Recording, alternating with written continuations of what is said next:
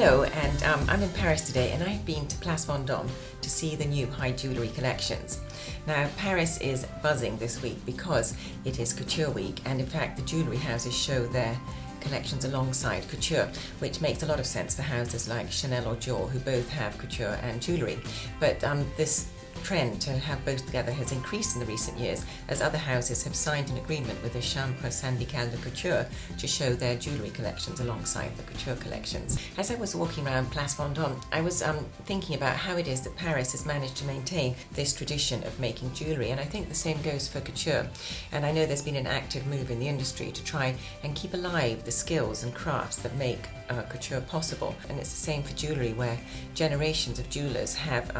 managed to maintain their skills so that these jewels can still be made by hand in Paris one by one. If you look around Place Vendôme, above some of the shops there are little ateliers where they still make the high jewellery pieces.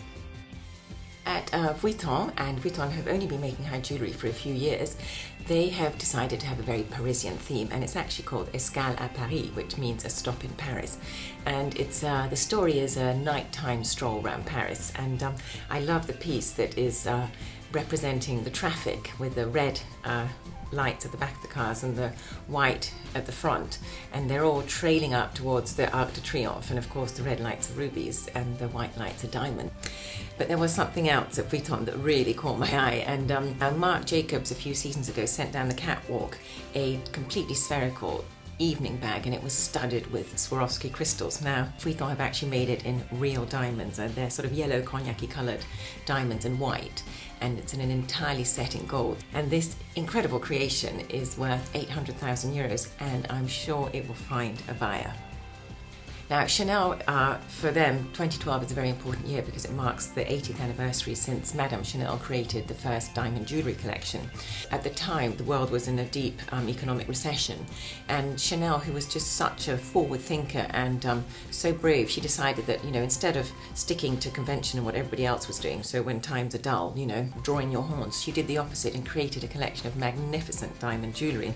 And this was on show on wax mannequins in her showroom, and this collection picks up on all the themes of the original collection, including the famous comet. And you can see the necklaces, they're all quite nostalgic, the big comet, and there's one with a fantastic 15-carat diamond in the middle. And interesting things like there's a necklace that is also a brooch, so it cascades down the front, and then you can pin the star up on one side. And then at Van Cleef Arpels, the house picks up on a theme that has been running through their collections since the 20s, 30s and 40s, and that is birds. Now, and they've taken this theme and extended it into a collection called Couleur de Paradis. They're both abstract themes, swirling shapes that suggest the movement of a bird, that rings that sit across several fingers with beautiful scintillating colours, or more literal interpretations such as the high jewellery pieces where you can see a bird beautifully picked out in different coloured stones and diamonds on a turquoise necklace.